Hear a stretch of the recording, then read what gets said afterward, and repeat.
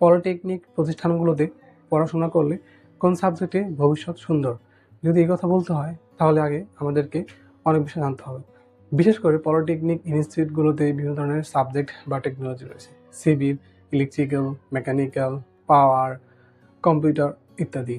তো বিভিন্ন ধরনের টেকনোলজি থাকা সত্ত্বেও সব টেকনোলজি বা সাবজেক্টে পড়াশোনা করলে চাকরির বাজারে ঠিক সেভাবে চাকরি নেই।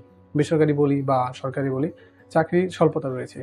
বিশেষ করে যেসব টেকনোলজি রিনোয়েন্ট বা নামকরা বা বিখ্যাত নয় এবং আমাদের বাংলাদেশের যে চাকরির বাজার সেখানে তেমন প্রয়োজন হয় না, সেসব টেকনোলজিগুলোতে ভর্তি একদমই না হওয়াই উত্তম। কেননা আপনি পড়াশোনা করছেন যে তাড়াতাড়ি চাকরিতে ঢুকবেন, কিন্তু চাকরি যদি না থাকে তাহলে তো ভাই এই সার্টিফিকেট বা পড়াশোনা 4 বছর করে তো লাভ নেই।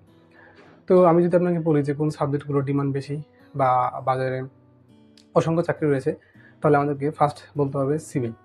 আপনি যদি সিভিলে 4 বছর পড়াশোনা করেন তাহলে অসংখ্য সরকারি চাকরি আছে। বিভিন্ন ধরনের এই সড়ক জনপথ মন্ত্রণালয় অফিস, তারপর হচ্ছে যে আমাদের বৈদ্যুতিক বা এগুলো মানে বিভিন্ন ধরনের যে ইয়াগুলো আছে আরকি, সরকারি গভর্নমেন্ট সাইটগুলো রয়েছে বা প্রতিষ্ঠানগুলো রয়েছে, সেগুলোতে আপনি খোঁজখবর নিলে দেখবেন যে অনেক সার্কুলার থাকেই। আর সারা বছর সার্কুলার লেগে থাকে। তারপর যদি বলতে হয় ইলেকট্রিক্যাল ডিপার্টমেন্টের অসংখ্য চাকরি ইলেকট্রিক্যাল ডিপার্টমেন্টের অসংখ্য চাকরি রয়েছে। বিশেষ করে নেসকো, ডেসকো, পিডিবি, আমাদের যত বৈদ্যুতিক বা বিদ্যুৎ উৎপাদনকারী সংস্থা প্রতিষ্ঠান রয়েছে সেসবগুলোতে প্রতিনিয়ত চাকরি হয়। যে বিষয়টি এখনো বলা হয়নি যে আমাদের যোগ্যতা অনুযায়ী আমরা কোন পদে আবেদন করতে পারি। সো যারা পলিটেকনিকে পড়াশোনা করে 4 বছর মেয়াদী সরকারি পলিটেকনিক হোক বা বেসরকারি পলিটেকনিক হোক, আমাদেরকে উপসহকারী প্রকৌশলী হিসেবে মর্যাদা দেওয়া হয় বা এই সম্মানের ভিত্তিতে আমরা 10ম গ্রেডে জব করতে পারি। একজন দ্বিতীয় শ্রেণীর কর্মকর্তা হিসেবে এই স্বায়ত্তশাসিত প্রতিষ্ঠানগুলো বা সরকারি প্রতিষ্ঠানগুলোতে জয়েন করা যায়। বেতন, সুযোগ সুবিধা সবকিছু ঠিকঠাক থাকলেও সব টেকনোলজিতে পড়াশোনা করে আপনি এই সুযোগ সুবিধা পাবেন না। তো আপনাকে ইলেকট্রিক্যাল, সিভিল বা মেকানিকে পড়াশোনা করলেও মেকানিক্যালেও সার্কুলার হয় আর কি, প্রতিনিয়তই সার্কুলার হয়। পদ সংখ্যা সিভিল, ইলেকট্রিক্যালের তুলনায় কম হলেও হয়, মাঝে মাঝে বেশি হয়। সো এই 3 টেকনোলজি পড়াশোনা করলে ভবিষ্যৎ সুন্দর এবং অনেক সরকারি চাকরি হয়। পাশাপাশি বেসরকারি চাকরিও প্রতিনিয়ত হয়।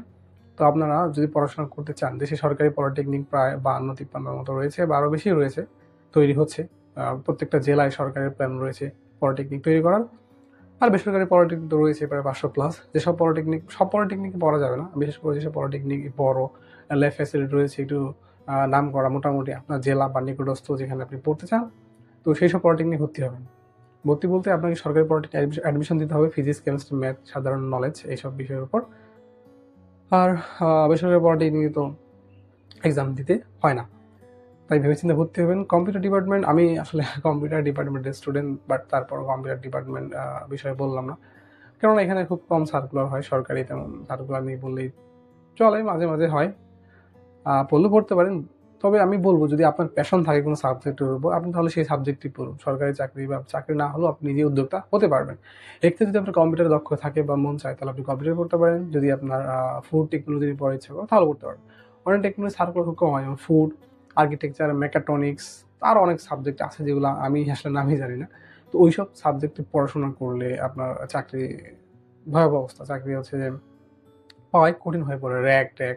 র্যাকের চাকরি আছে, এছাড়া যেগুলো অন্যান্য সাবজেক্ট আছে সেগুলোতে আর কি না পড়াই উত্তম।